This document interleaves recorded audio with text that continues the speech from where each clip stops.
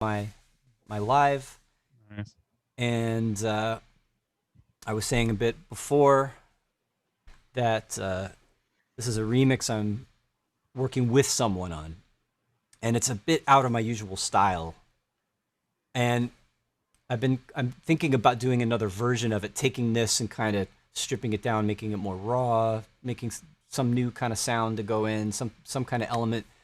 I'm still thinking about what that could be. So you get to, I guess, go a little bit on the beginning of the journey with me, figuring out what to do with this. And you know how this relates to synthesis and sound design is kind of how I think about using synthesizers and making sounds musically.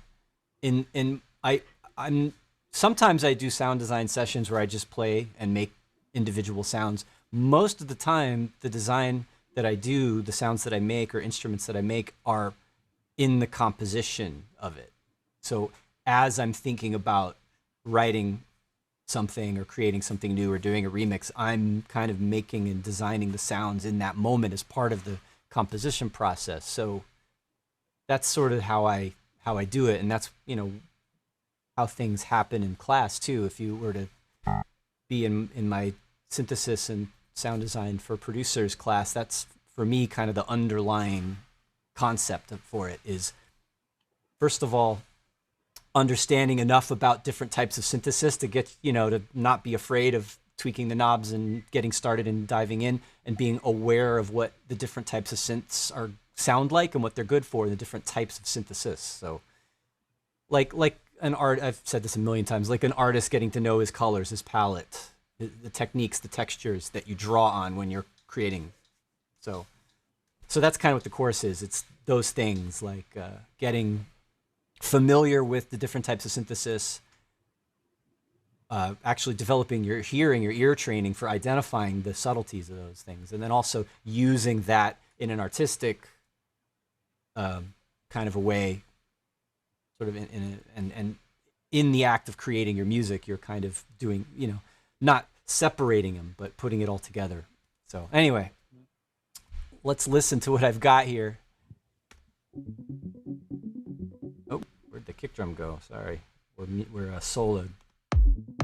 Everybody hear that okay?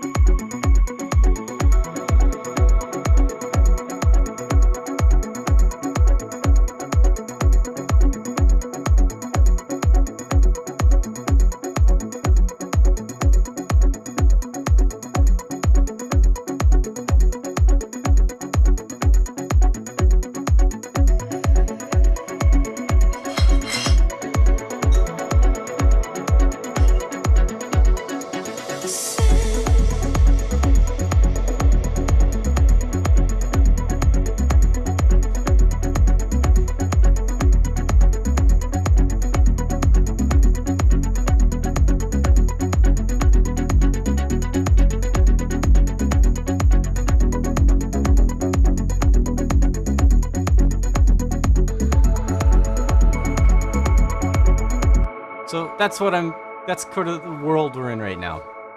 It's kind of deep, kind of melodic, techno-y, trancey-ish, I guess.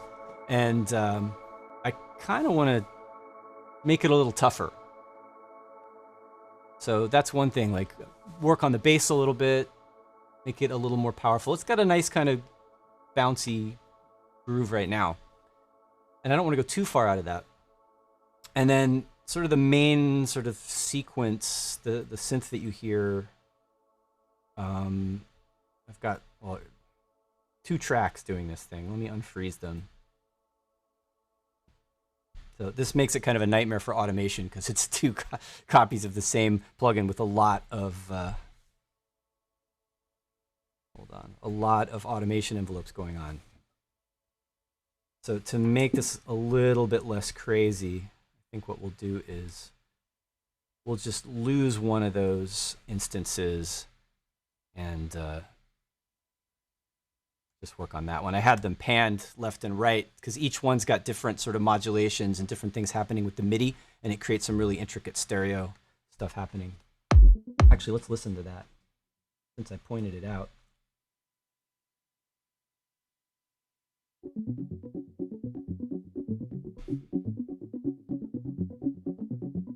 So I'm using the mini V here. This is actually the first synth we start with in the course, in the synthesis course, and just discussing kind of the basics of subtractive synthesis, understanding. You know, we all, I think a lot of us at this point, we know, we're familiar with, you know, what an oscillator is, what a filter is, what our control signals are in terms of envelopes and LFOs and that kind of thing. So we go over those basics or review those basics and start to look into just kind of the wave shapes, the different combinations and textures we can get, combining different waveforms, multiple oscillators together.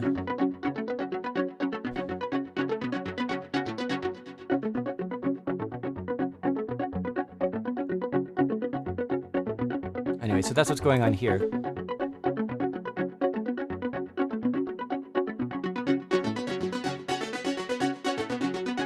I'm just double checking. Does everybody hear that in stereo? Did you hear the left side filter sweeping up right there?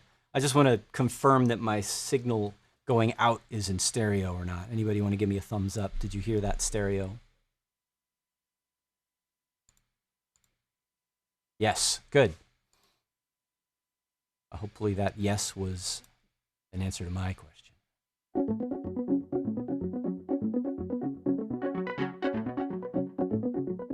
Re-engage that automation. So yeah, I pretty much, I want to work with this and maybe toughen this part up. This is kind of the main musical element. Well, there's a vocal on this, which I've stripped out. All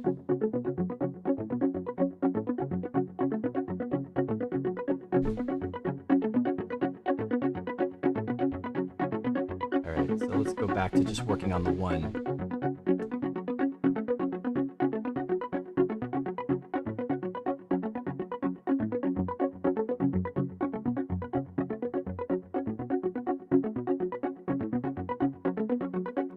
There's so much automation here, I'm already like hesitating. Like, do I want to mess this up? It sounds good the way it is. Once I start playing with it, I'm going to lose all of this.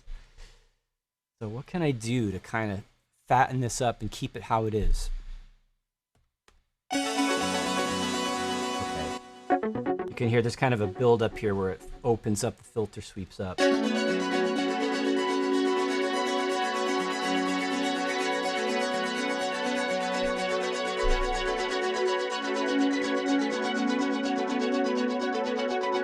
I think I know what I'm going to do. So I'm going to keep these two, and I'm going to make yet another MIDI track. I'm going to take this MIDI and then start a new sound to kind of layer underneath it, like maybe like a bassier version of it. All right, so let's get out another mini V.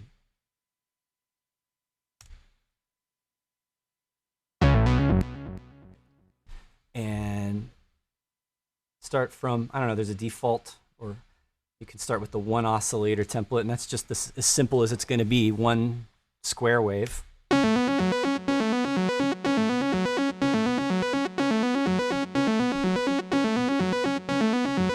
Now, it sounds a little funny. I'm actually playing polyphonically here. I'm playing two notes at once sometimes. So right now, the mini V is set to mono. And that's a really nice thing I like about this plugin, is that it can be a monophonic, you know, like a perfect emulation of a mini Moog, or you can flip it to polyphonic mode and give it 32 voices and have it be like a huge polysynth. It sounds amazing, like having like a whole bunch of mini Moogs. So it sounds really good like that. So let's turn on poly. Now we get our little intervals in there.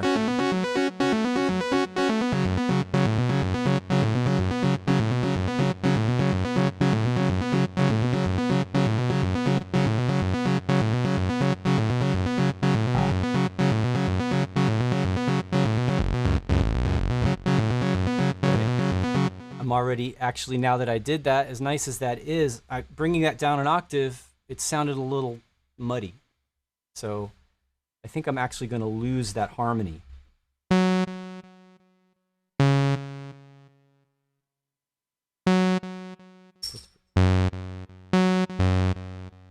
going to get rid of these guys.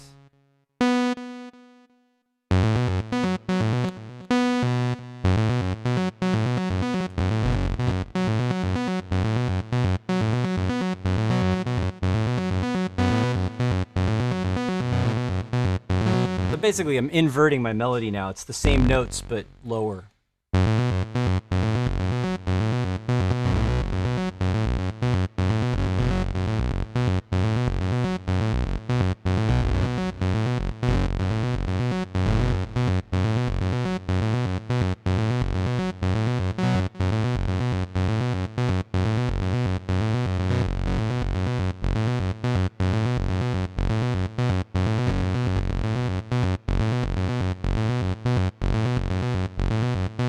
That's something. So yeah, it's the same rhythm, the same basic idea for the melody, but bringing it down more like a lower bass part and simplifying it, removing those fourths or fifths, whatever they were. All right. Let's make this bigger and add a second oscillator.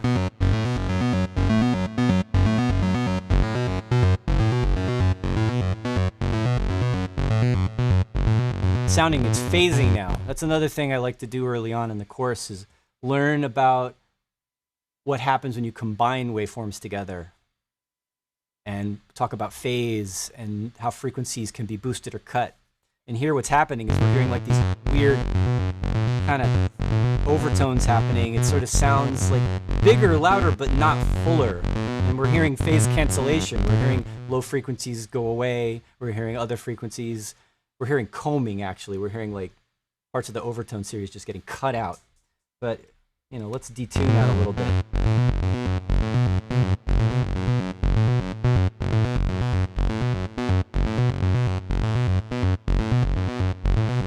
Better.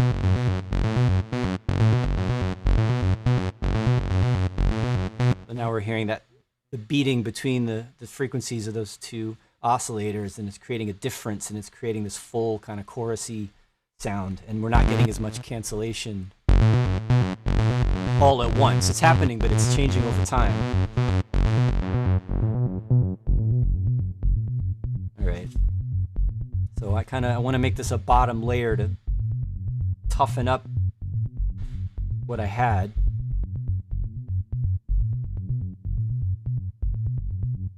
And I'm cutting the highs out with the low pass filter, and now bringing some of them back, shaping the contour of the filter. All right.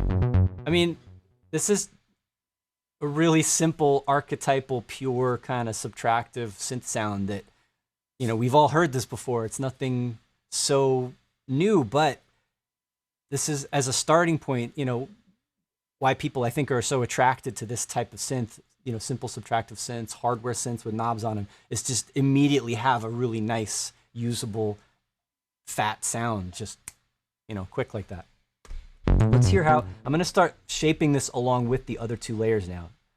And it's the other thing, I don't want this layer to be way too complex. I want it to support what I already have.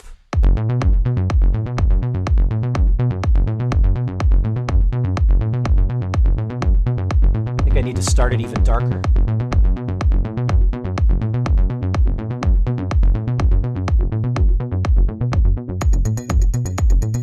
Kind of want it to sound even growly or dirtier somehow. So a lower octave.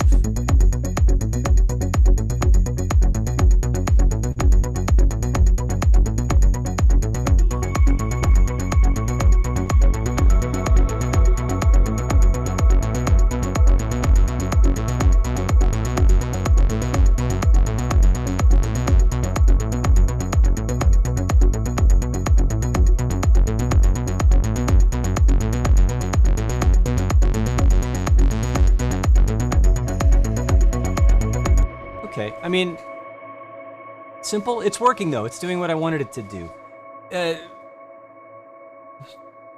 Let's hear what it sounds like just with the beat. Turning up my headphones. I want to kind of hear this loud and proud.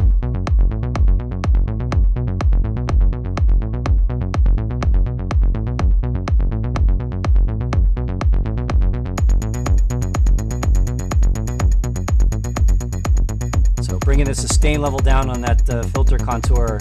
I want to make it more plucky.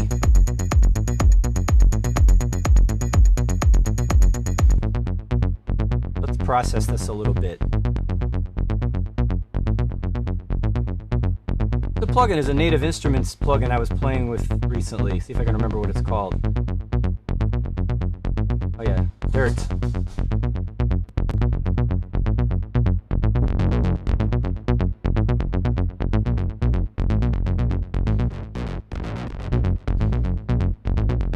You know, I did say I wanted this to be tougher, and that's kind of what I'm going for here. You know, I've got all this smooth, pretty stuff on the top. I want the bottom end to be more techno. And so that plucky, easy kind of Moog bass part, but now I can, and this is pretty much always how it goes with me, is I just go right to distortion and kind of bringing out a different character, or like a little bit of fuzz or a little bit of crispiness on the top or something. And, you know, in this case, you know, we're talking about synthesis and sound design, but that doesn't mean we can't use presets. And this is what I'm going to do right now, is just go through some of these. And already I like this one that came up.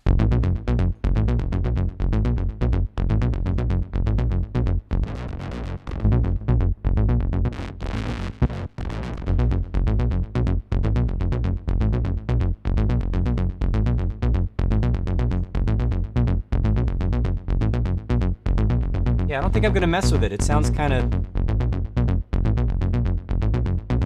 pretty decent the way it is.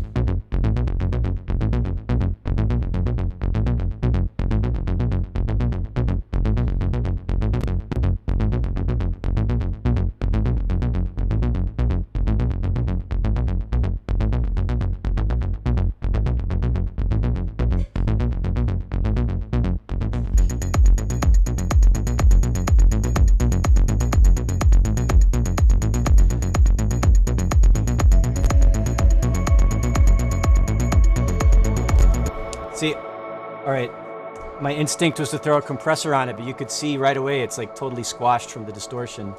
I'll leave it as it is right there. Let's see if we have any questions. From Reed, not sure if this is out of scope, but could you explain how you would begin to meld these layers together using EQ, stereo, spread, compression, spatial effects? Well, yeah.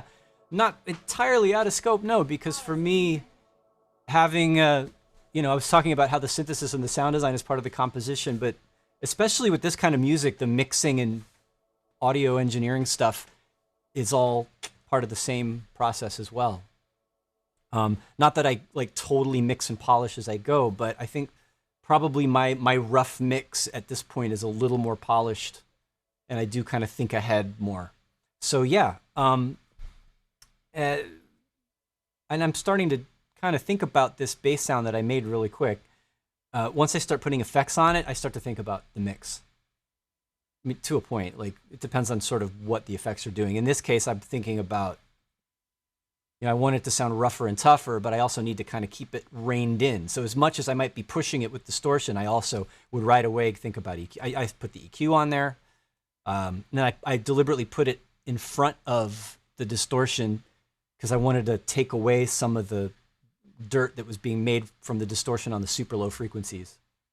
And I kind of needed to do this anyway to make it fit in the mix better, to kind of scoop out some of the super low stuff. And I might take a sound like this. Actually, you know, this kind of goes in between mixing and sound design. Taking, you know, again, it's a very simple sound, but I'm going to start to find and bring out details and character using effects.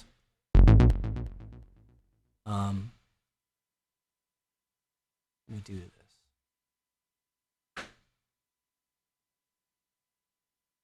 You know, maybe adding some stereo width to it. but without messing up the lows, with messing up the sub. I mean, the absolute easiest, quick way to do that is something like this. Just with any kind of chorus, but I'll take, and if you think about multi-band effects where you can apply frequencies to like highs, mids, or lows, or whatever range you want. In this case, this chorus, the delay 1 has a high pass, and I have delay 2 off. And right now it's all the way wet, so I'm just only adding the chorus to the highs, just to the plucky stuff. And then, so that's the kind of thing where it's like a little bit about mixing, a little bit about sound design character. And then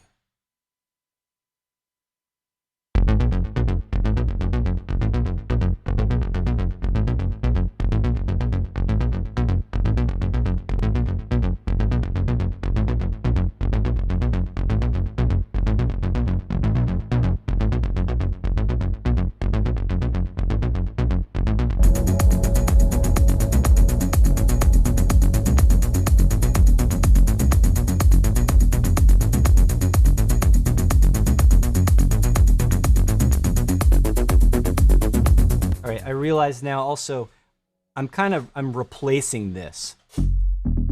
I have this kind of cleaner, houseier bass, which I kind of wanted to replace with this layer.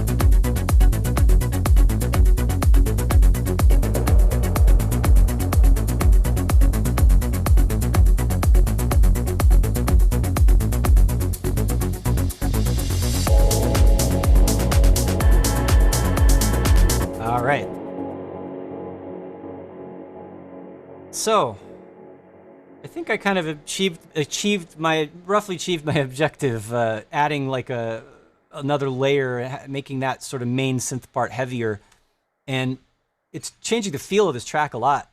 Having, compared to this with the other bass line.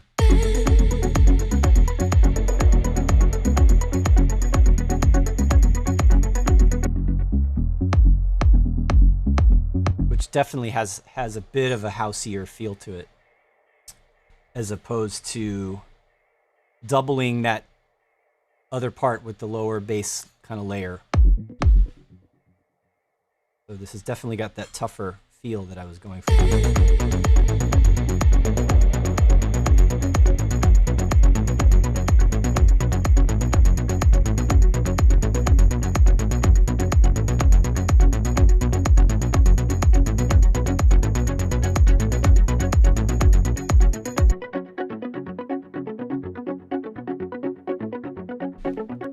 And I used that dirt plugin on this as well, but I did it more to kind of smooth it out and make it darker, because actually it was sort of thin and bright before. It's subtle here when the filter's down, but I liked what this dirt does, just as kind of a smooth warmth effect. But I wonder what it would sound like.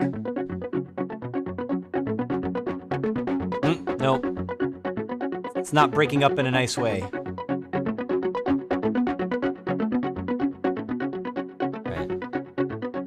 So I'll keep that one where it is.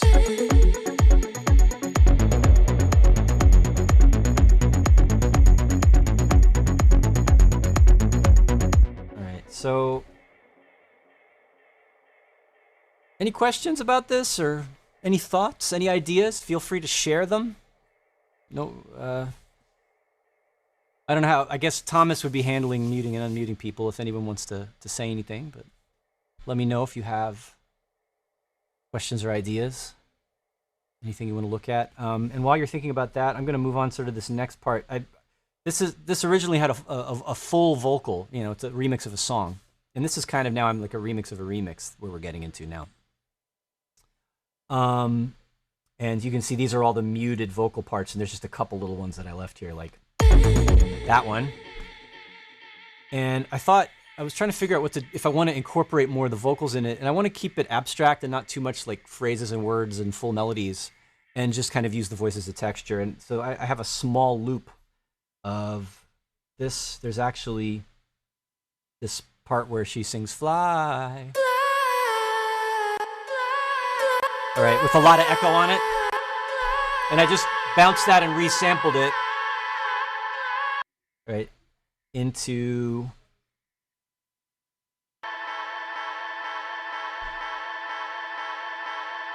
So yeah, basically I just duplicated the track, froze it, flattened it, and now I have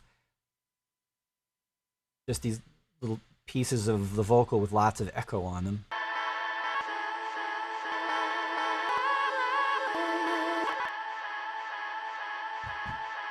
Right, and right now I just threw it in there as a clip, just to loop a little one beat of it.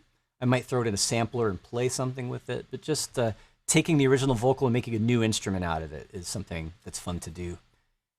And a way of like getting around using vocals in a remix, if you're not into doing a full vocal, just take little bits of it and sort of re-synthesize it. And that's actually another thing that we talk about in the class, is we talk about sampling, not as much as like, you know, looping beats and phrase sampling, but more like looking at zooming in on using the microscope and sort of deconstructing samples and making new sounds out of them. And we get into stuff like granular synthesis, which is basically taking tiny little pieces of audio and manipulating them in different ways.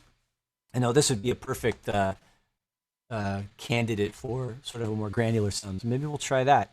Looks like we've got a couple of questions for automation. This is from Jonathan. For automation, how do you think about what you're automating and how it's fitting with song structure? I kind of approach it in every way you could imagine. Let's, before I get into the granular thing with that sample,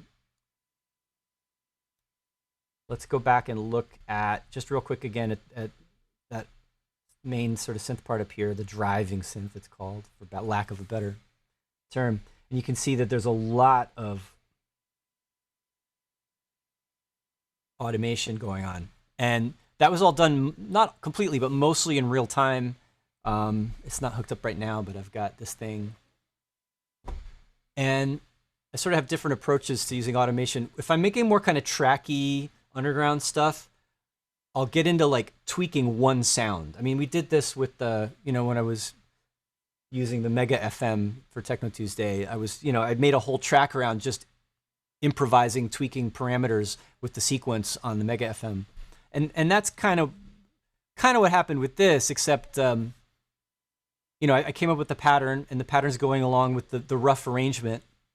And I basically just turn knobs and perform the automation, perform it, make the tweaks to the sound and kind of feel it out. And then I'll go back and use that as sort of a guidance for where I want transitions to be. Sometimes what I mean is that the arrangement can come from recording the automation. You sort of capture your performance and you use that as a way to find and discover interesting arrangement moves.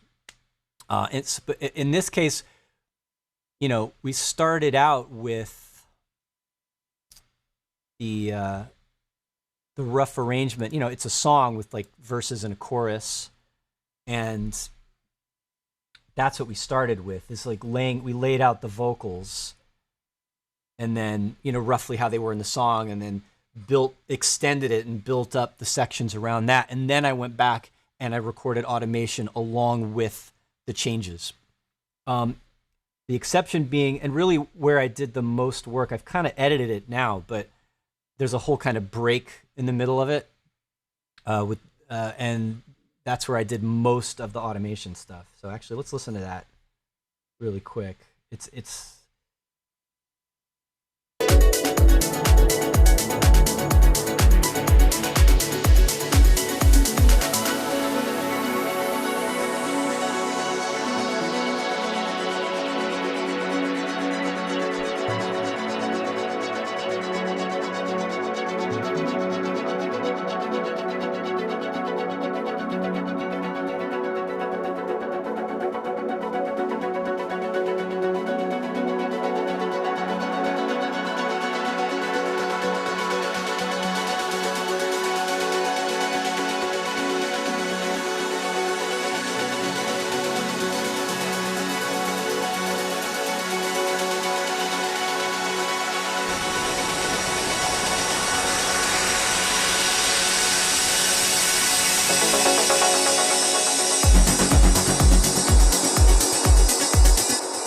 that needs some work, but basically this section where the synth goes from kind of more stripped down, and then the whole point here was to open it up, increase the envelope times, open up the filter.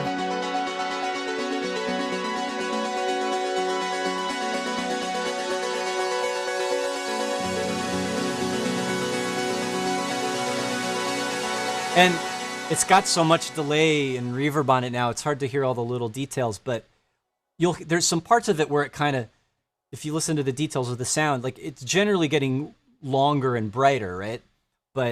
And the notes, the polyphonic, voices are overlapping and it sounds like more reverby and sort of whooshy. But if you look, there's like little places where it jumps and it gets low, and then there's a tiny little part where it goes out of tune. There's all these tiny little details that I would never draw manually. Like I would usually never go in and do a little thing like that. That just happened because I turned the knob then. And sometimes they're even mistakes. And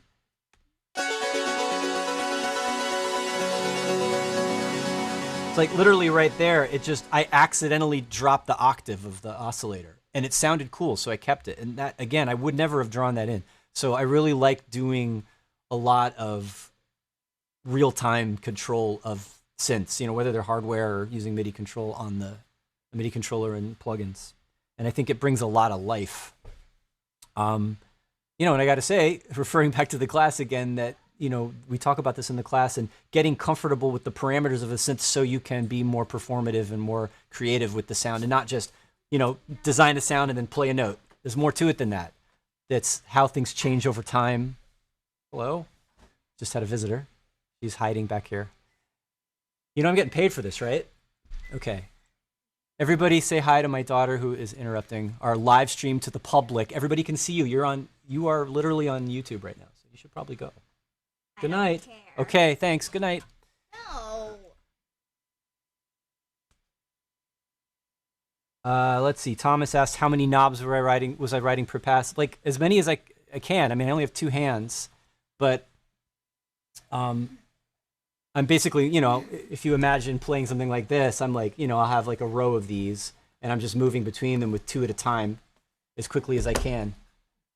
Whatever sounds good. Andrew says we need a school update from her. Yeah, well, she hasn't back to school yet. She's going to be remote to start with. We're going to wait and see how it goes before we attempt the hybrid program we've got here in New York City. Right. Yeah, I know, it's funny. Derek says my daughter does the same thing while I'm in a Zoom meeting. Yes, it's pretty normal. Do the Techno Tuesday thing. The kids are bugging me. It's fine. It's cute. As long as they don't do it too much. Reed asks, if you're using a soft synth patch with no macros built in, what would you create as macros in order to automate it like you've done here? Well, it depends on the synth.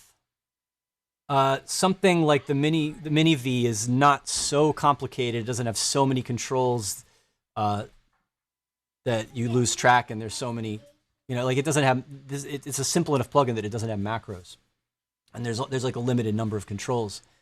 With something else like,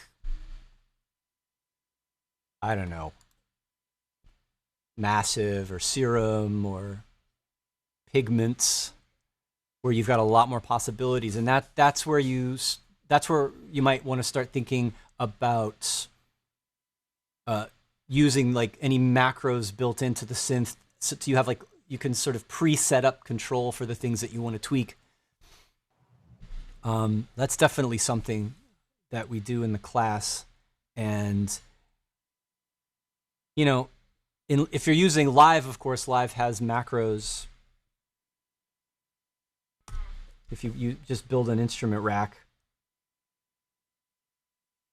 So basically, how do you choose which ones? Well, it can get more complicated or it can be simple. And just starting in a simple way, just pick the ones that sound good when you change them. So,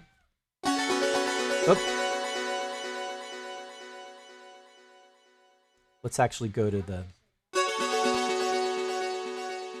I'm forgetting which tracks are soloed and which aren't. So actually, there we go. Let's go to this new bass sound that I made with the Mini V.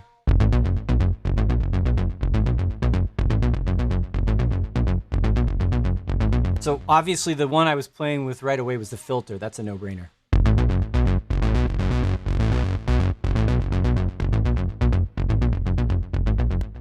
Right, so actually we want to do, we want to configure here. Actually, it's already there. So I've got that cut off, mapped. I can map that to a macro.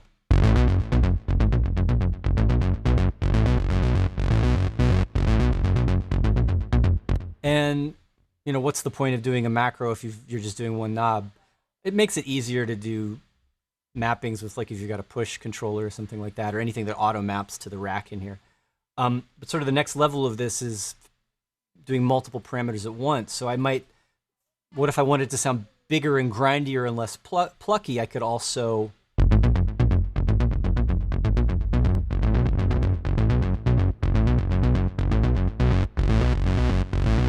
bring up the sustain level at the same time. And then also map that to the same macro.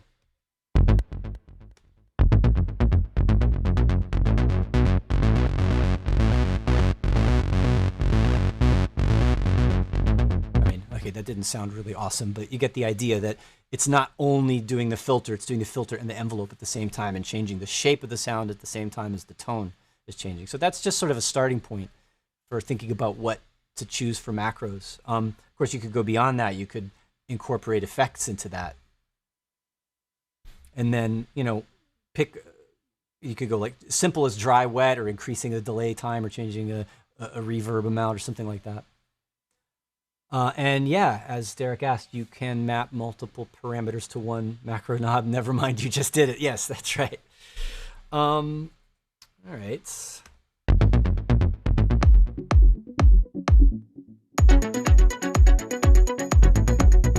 All right, let's get back on track with that vocal sample that I was thinking about using. So my first idea was just to have it floating here.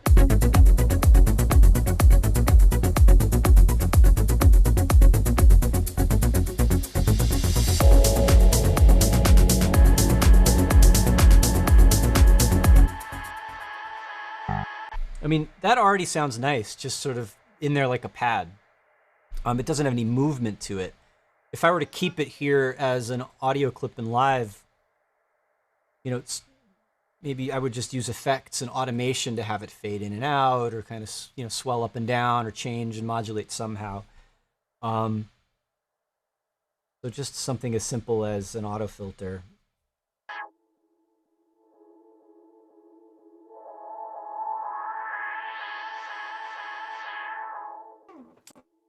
Right, so just simply automating the filter would probably work just fine.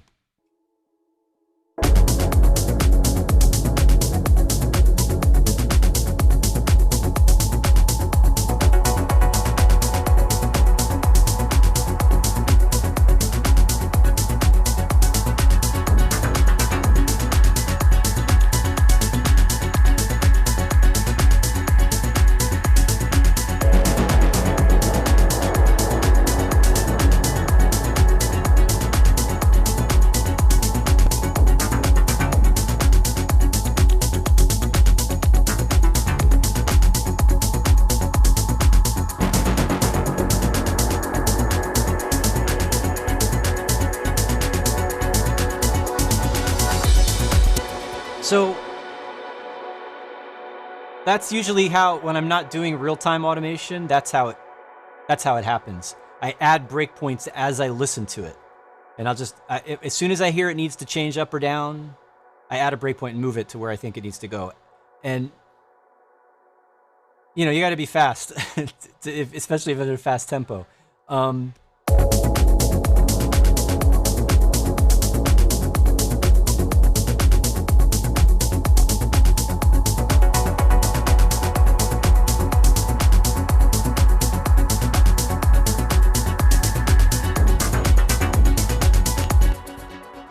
I was wondering what would happen if I just jumped down suddenly on that beat.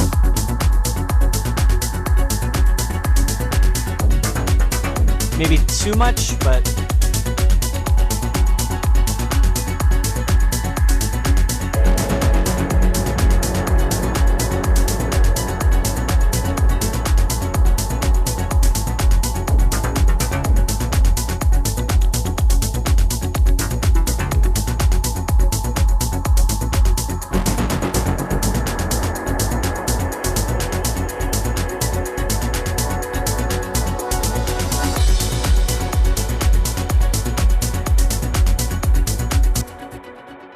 So that kind of works. I could go further with effects. I'm already thinking about doing some kind of modulation, using a delay. But let's actually make a new part out of that sample. Abe? Is Abe Duque in the house? Nico asks, hey, nice to see you or hear you. What's up? Good to have you. Nico asks, is there a trick to insert sections without breaking the automation that follows after it? Oh, let's see what happens if I select some bars here. I can insert, I can paste time, so I can copy from somewhere else and paste it in. Or I can insert silence. And that just pushes everything over and doesn't mess up anything after. So I think that's what you mean, right? So, you know, if for some reason I wanted to do a little break here.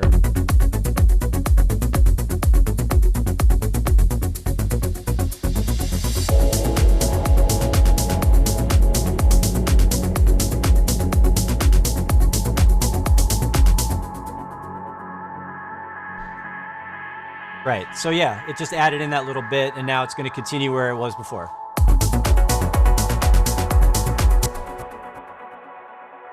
All right.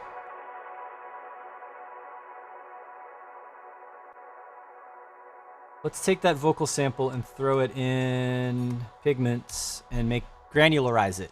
So I'll make like a pad out of that vocal, basically.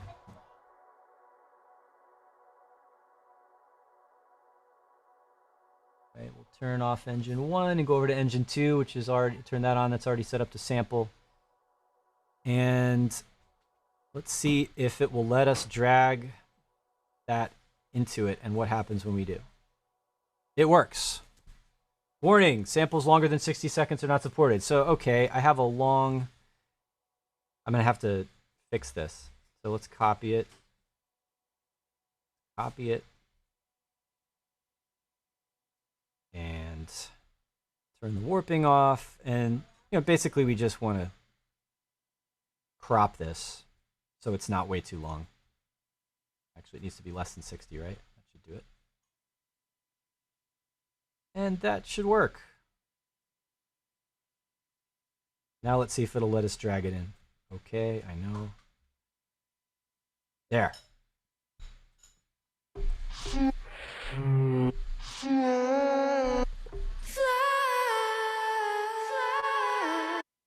All right, and let's turn on the granular processing.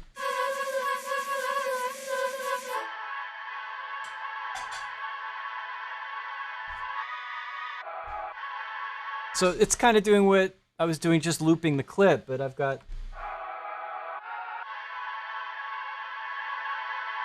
the granular effects to play with. Basically, modulating these tiny little grains, increasing or decreasing the number of grains.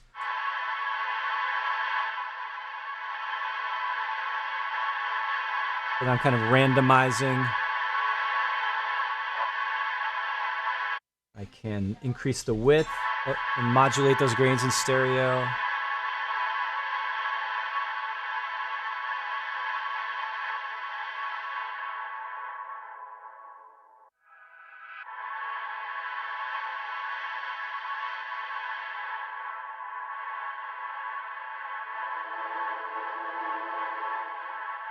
That's really nice. Modulating the grain position, like where it's getting those little grains from. So let's set up an LFO. Modulate that. LFO 1. Slow that down. It's set to sync right now. Let's make it in hertz.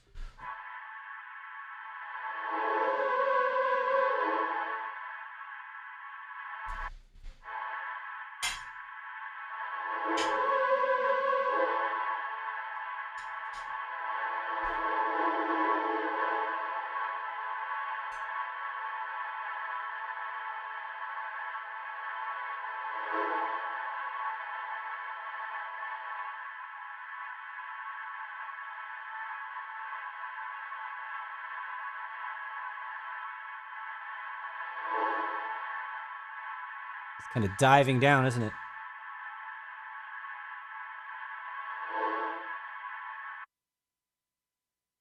But yeah, I like where I'm not going to take the time to go get. I'm going to get lost in this. It's so easy to get lost in a sound like that. But you know, already there's a motion to that, and there's a textural change to that I couldn't do just with playing that loop. You know, as nice as this is.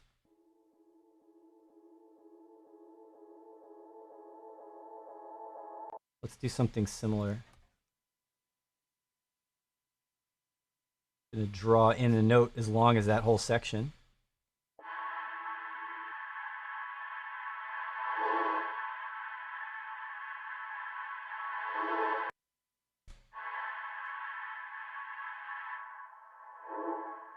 Derek asked if there's a specific reason you would not sync and use hertz instead. Well, I would use sync if I want the modulations to be in time on the beat. And in this case, I'm thinking it might be nice if it floats freely, arrhythmically, like on its own tempo, and it can be slower or faster. But I kind of wanted it to be more wavy and not just strictly going with the kick drum or whatever.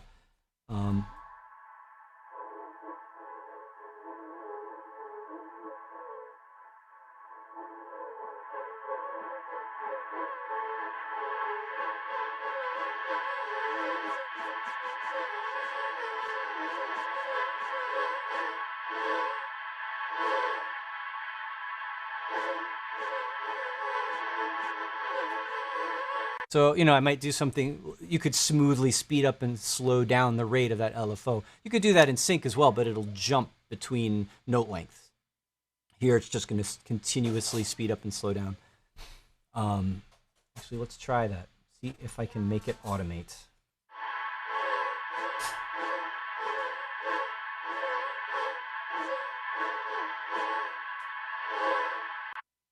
So now I've got automation. I could do this inside Pigments as well. It has macros, or I could have an envelope or an LFO modulating another LFO or another type of modulation. But a lot of times it's straightforward just to use your DAW automation envelope to make it do these changes exactly in the arrangement where you want them to be.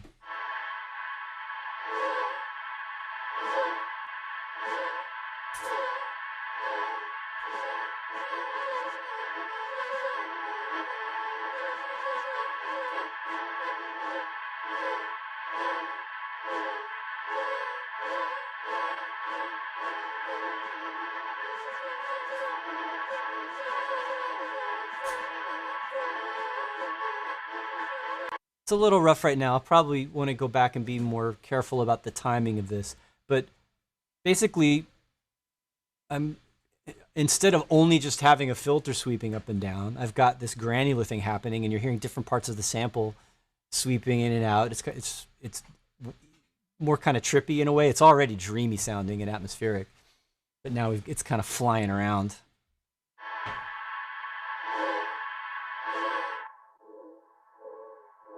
and then I can do the same simple filter mod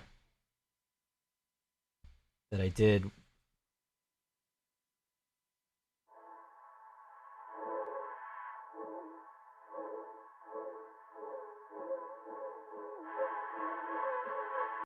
Let's hear how it sounds. It might be a little busy now that I think about it with that LFO, but.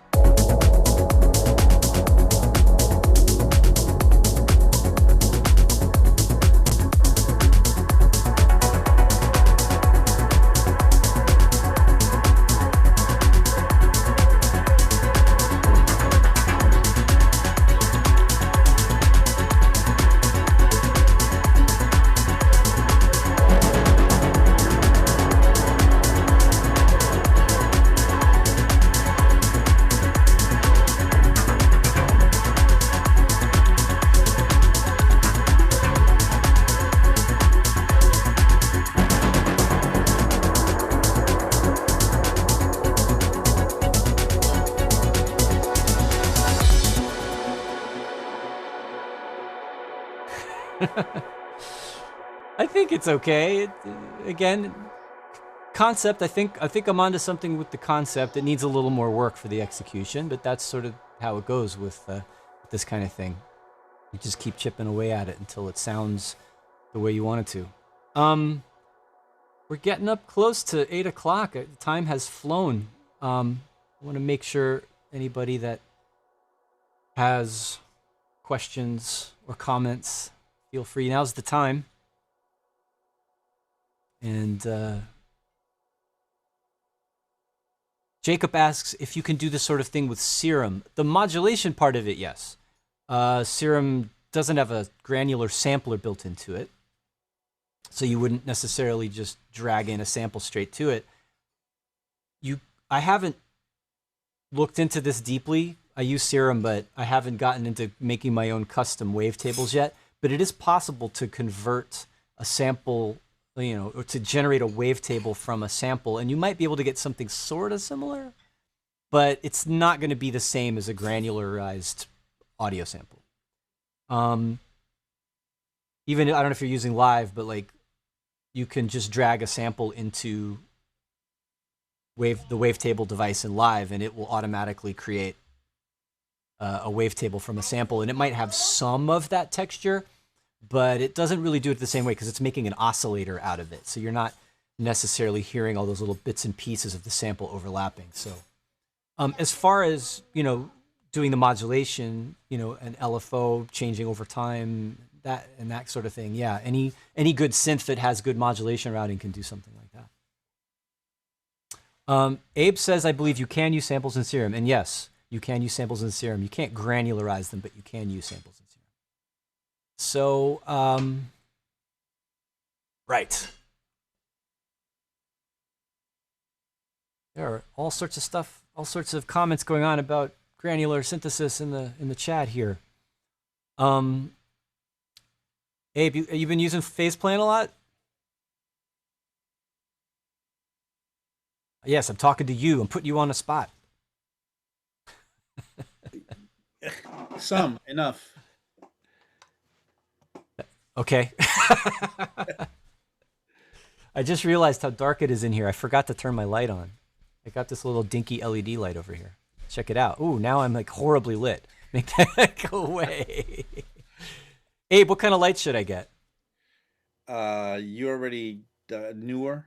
Newer, right. Yeah, I know. I'm just making conversation. And yeah, my living room, it's not like a real streaming studio yet. Like a 660 or at least a 480?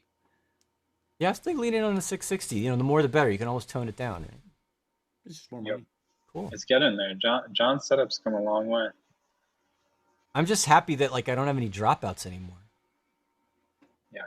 So okay. I guess we're kind of there. I hope you enjoyed my little bit of figuring out what I'm going to do with this remix, and talking a little bit about synthesis basics along the way, and also a little bit about how I apply these concepts and how it's, we're talking about making sounds in the context of making music, and how to be. I'm big on also talking about how to be more expressive with sound. So it's good that we did some automation in the arrangement today, and just looking at the beginning of how you sort of connect, how you're controlling the sound with what's happening with your musical changes over time, and how it's not just like a per note thing or a per rhythm thing. It's you're following sort of the contours of your arrangement with the automation, and knowing a little bit more about the synthesis and the details can help you more effectively be expressive with the sounds and have them moving and changing and evolving. So yeah, that's kind of where we ended up today.